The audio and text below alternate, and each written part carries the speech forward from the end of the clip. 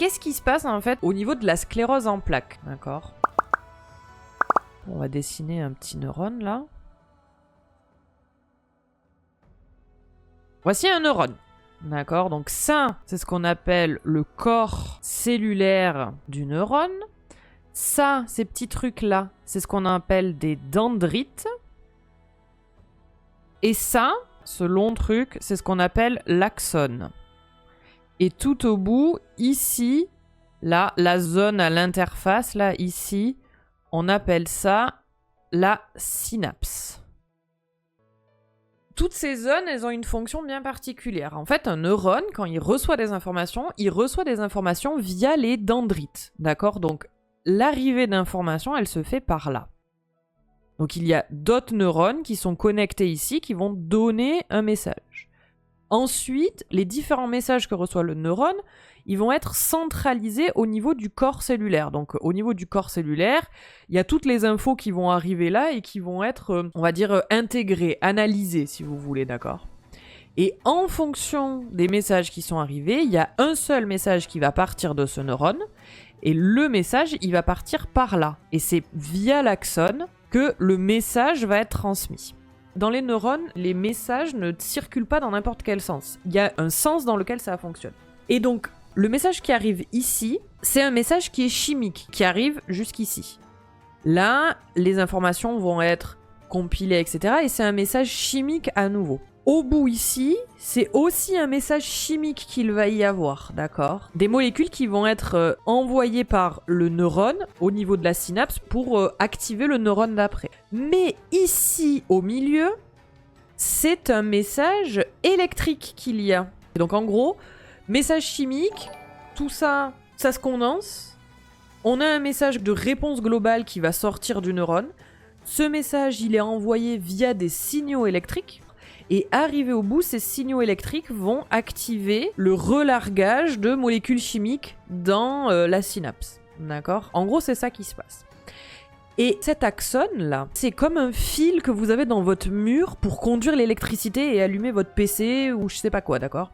Et ce courant électrique, il peut diffuser s'il n'est pas bien contenu.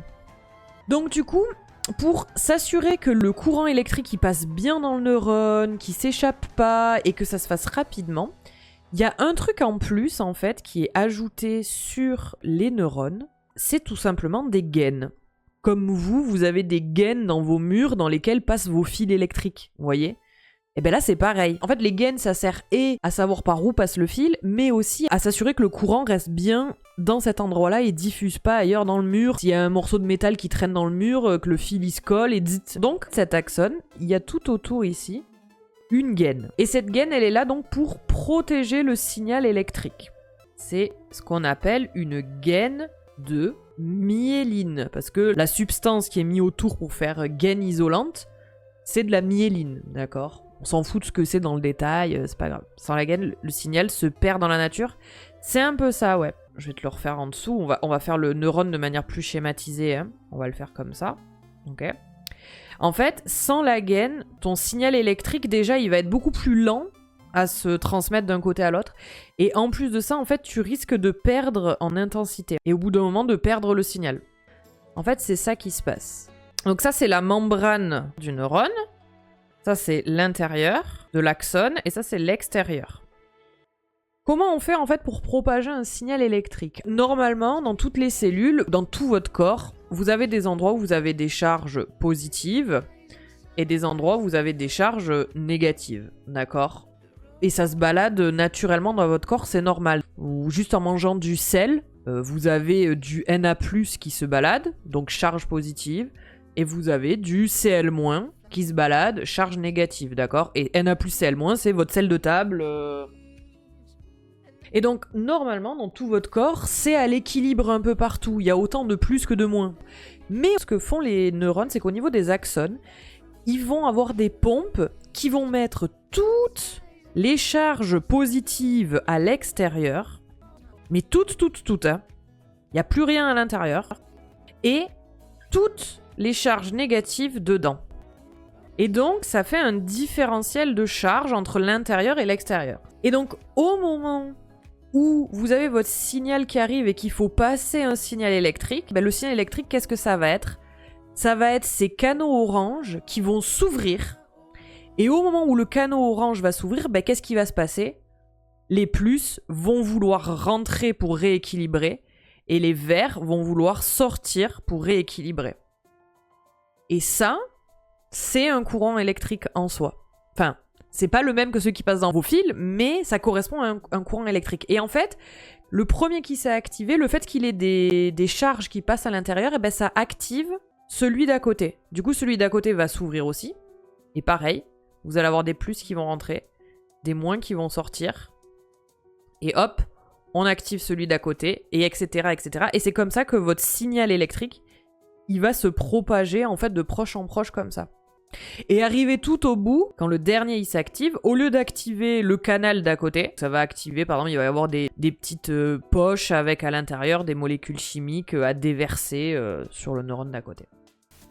Échange d'ions, pas d'électrons, mais c'est très proche. Voilà. Et donc du coup, à quoi sert la gaine?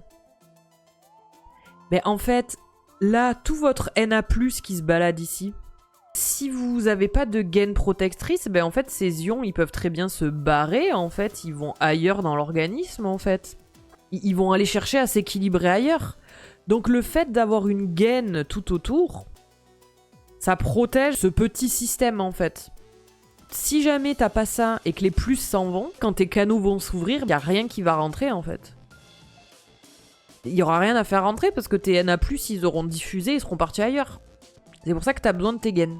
Et d'autant plus quand on parle de nerfs qui sont très longs. Parce que là, je vous ai fait un neurone comme ça, mais... Voilà, ça c'est vous. Imaginons vous avez un nerf pour activer votre petit doigt de pied ici. Ce nerf, il remonte tout le long de la jambe et il va être connecté à peu près ici dans la moelle épinière. Le nerf qui fait la connexion entre le petit orteil et là, c'est un neurone. Donc c'est le truc qu'on a dit là avec le corps cellulaire et c'est tout le neurone, mais c'est un neurone qui a un axone très long. C'est un seul axone.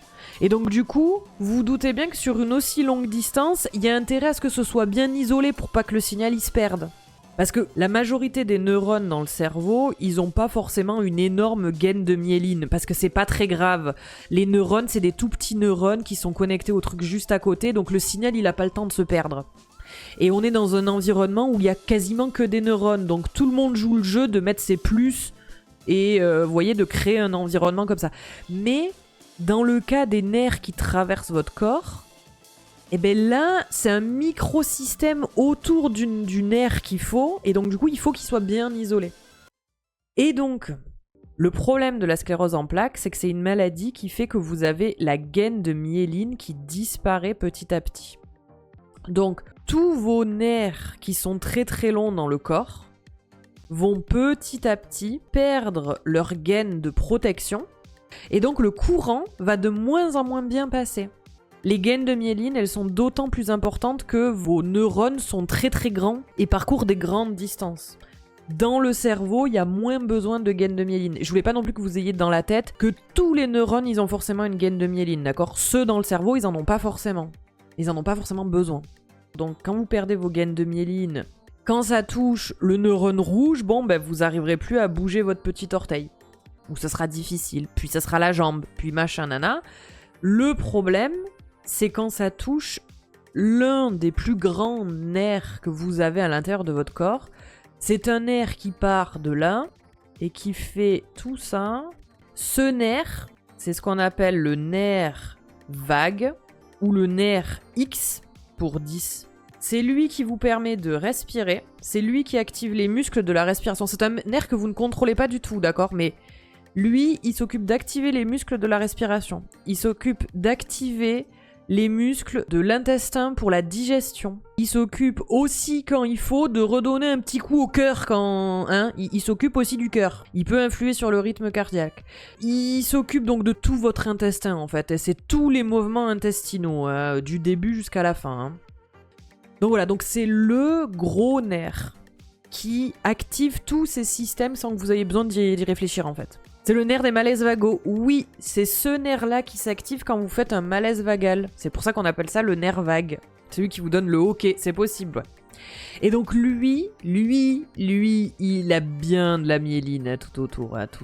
Il est bien isolé parce que lui on veut pas qu'il s'arrête quoi, hein, parce qu'il active tout. Le pancréas aussi, je crois qu'il active. Pancréas, foie, bref, tout le monde, hein, tout. Ouais. Donc lui, si vous perdez son isolation, ben vous perdez tout ça. Vous perdez toutes ces fonctions-là. Toutes ces fonctions-là marchent moins bien. Donc oui, quand le nerf vague va pas bien, on fait donc de la bradycardie, des syncopes, de la myosis, c'est-à-dire que les pupilles se rétractent, toutes petites.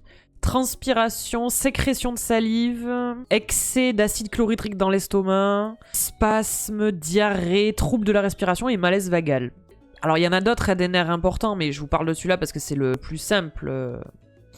En fait, si vous avez compris comment fonctionne un neurone et comment on isole le courant électrique dans un neurone, vous avez compris quel est le problème dans la sclérose en plaques, d'accord ?